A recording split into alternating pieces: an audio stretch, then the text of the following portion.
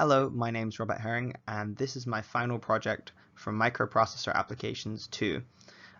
It is an ADS-B aircraft tracker, and in this presentation I'll go through the details of the project.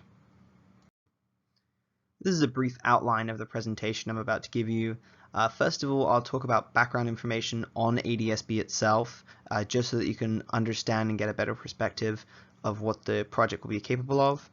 Then we'll talk about the specific purpose I outlined and set out for when I started creating the project.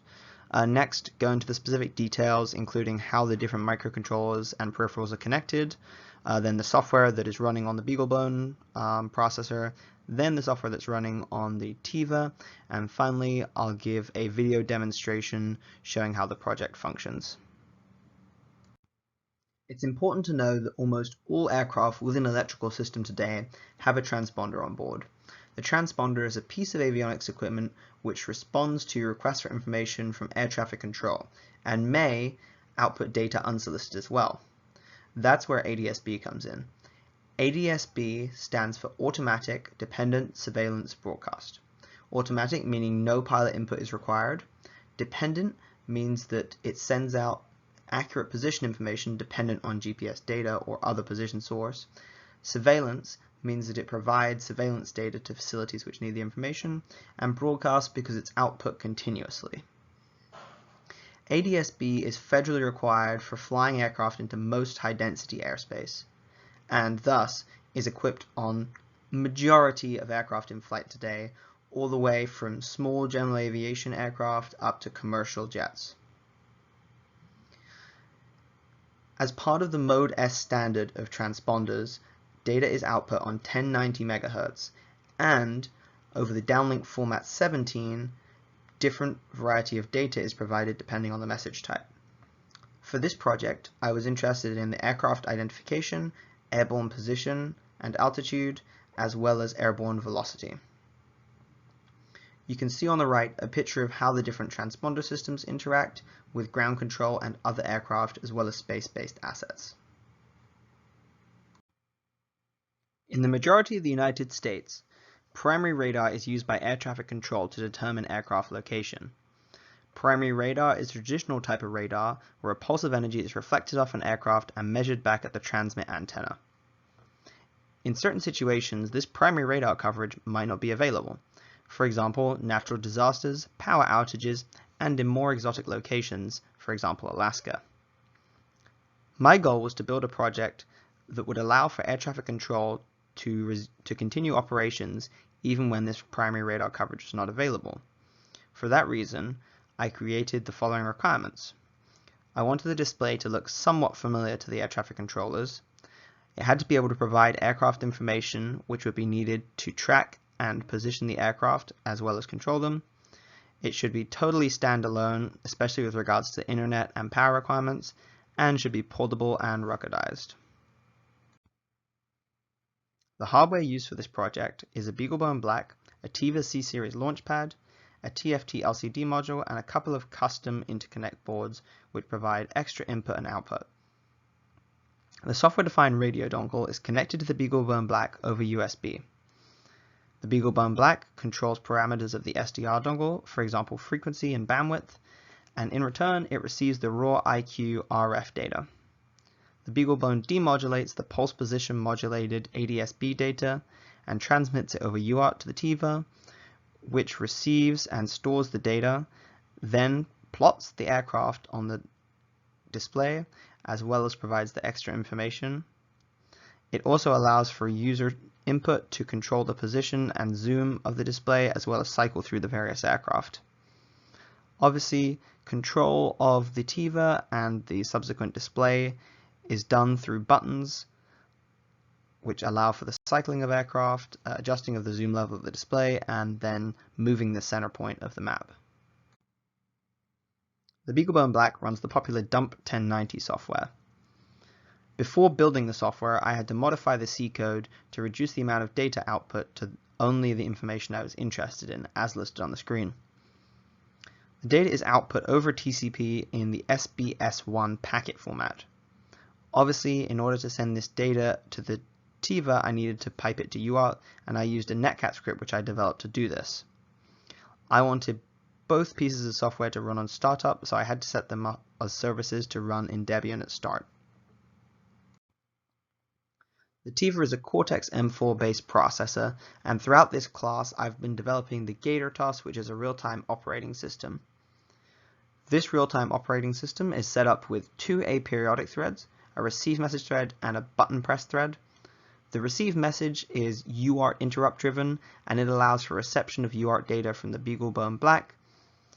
It then stores this data into a ping-ponging FIFO I wrote, and once data is received and the new line character is processed, it creates the process message thread, which we'll talk about in a second. The other aperiodic thread is the receive button press thread. This is driven by the button press interrupt.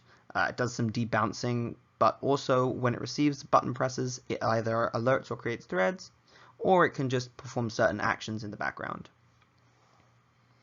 For background threads, I have an idle thread, which just makes sure the processor can never be totally blocked and has a very low priority. Next, I have the drawer aircraft. The drawer aircraft creates all the aircraft on the screen and then sleeps for a second, so it runs at 1 Hertz and plots all the different aircraft, then just goes to sleep. I also have the drawer text. This one usually isn't running, only when the button press is sent, and this draws extra aircraft information on the right hand portion of the screen. The draw coordinates thread is another one that usually isn't running. It's only created when a specific button press is sent. The draw coordinates allows for moving of the center point of the aircraft display. And then finally, process message. This is the thread that's created once UART message reception is finished. It empties the ping pong FIFO, whichever the ping or the pong is not being currently filled. It then sorts through that data and stores it in the correct struct in the struct array of aircraft, depending on the aircraft address.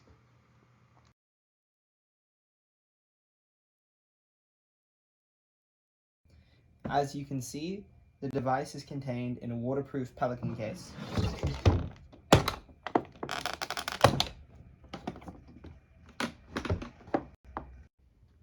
Okay, so once the box is opened up, the first thing you have to do to use the device is to extend the antenna so it goes up and lifts up like this.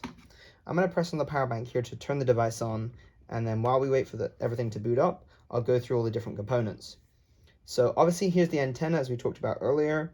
It's mounted magnetically over here, just a magnetic base. The antenna has coax cable that feeds into the SDR. The SDR is connected via USB, as discussed earlier, to the BeagleBone Black. BeagleBone Black and Tiva are both powered over USB from this power bank here. And then data that's demodulated from the SDR inside the BeagleBone is fed over the UART connection. It's only one directional, so there's a ground and then a transmit and then receive on the BeagleBone. Obviously, here's the BeagleBone, the two daughter boards, 4 buttons that control the system, and then the display up in the top left. Let's take a closer look at the interface now that everything's started. So here's the interface for my device, the ADS-B tracker. When it first boots, you see we have the longitude and latitude display over here. This allows you to enter the home coordinate, which is the center point of the display. So as you can see, there's already tracking some aircraft, even though we haven't yet entered this data because there's already a default coordinate. But just to demonstrate that that works, I'll click the right arrow, and you see the 1, which moves each. This adjusts the place that we're adjusting, so we'll adjust the latitude in the first decimal place. If I press the up coordinate, you see everything shifts down because I've just moved our home point up. I'll press it down once more. There you go, everything's moved back to where it was. And then we can shift through all the decimal places of the latitude here into the longitude, and I'll do the same here. See if I move it up one place, you see everything shifts over, and we'll go back to our home coordinate, which is actually where we're at now. If we cycle all the way through to the end, or the beginning, whichever way you see it, now there's no editing happening, there's all zeros here. So I'll press the down and the up button at the same time, and this will take us out of the coordinate edit mode. In the top left, you see we have the TK, which is how many aircraft are currently tracking in the database. This is not aircraft that we necessarily have a position on, but at least aircraft we have some sort of data about. At the moment it's blue, and that means that data is currently being received from the BeagleBone. It's just a way to make sure everything is working and that data is being transferred. In the bottom left, you see the range indicator. Currently we have the range set to 30 nautical miles, and that's this outer ring here. That's our range. You can see I can press the up button to increase the range to 40 nautical miles, or I can press it down. I'll press it a couple of times, and you see here's the lowest range possible, 10 nautical miles. So if I'd like to see data on some of the aircraft, I'll increase the range again just so we get a bit of better picture. I can press the right or left arrows. So each time I press, I'm cycling through all aircraft which are currently being tracked, so each of the 9 aircraft. Sometimes you'll see that there's a green marker. If there's a green marker, it means we have the position of the aircraft that's currently being tracked and it's able to be displayed on the screen. So for example, I selected this aircraft. You can see the flight number is November 6490 Lima. You can see its altitude. It looks like it's at 1,850. It's 85 knots, tracking 346 heading, and a vertical speed of negative 448 feet per minute. I'll cycle through a couple more. You can see a couple of N number flights. This is a Spirit flight. November Kilo Sierra is a Spirit flight. Rouge, that's Rouge, so that's our Canada. So we can go through and see all these different aircraft. If we don't yet have a flight number, it looks like all of these have a flight number. Here's one that doesn't. So if it doesn't have a flight number, instead it will be able to display the ICAO address. This is the hex identifier, which identifies uniquely each transponder. Pretty sure that's all the features I have to show. Obviously, if we zoom out a little bit more, you can see we tend to get a range of up to about 60 nautical miles. And then at any point, if we wanted to go and change our coordinate base, what we'd have to do is press and hold on one of the buttons, press the other one, and now we're back into coordinate edit mode. And we could go ahead and edit those coordinates, and I'll close out of this mode and look back through some of the selected aircraft. And that's it. That's all of the features for the ADS-B tracker.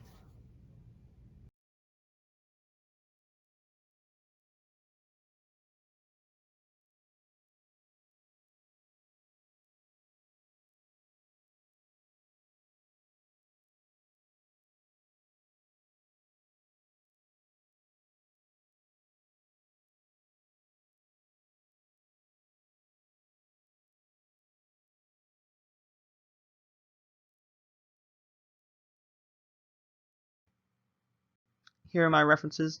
On the top you can see the references I used to help me make this presentation, and then the bottom are the references that I needed while working on the project. Thank you so much for watching my presentation.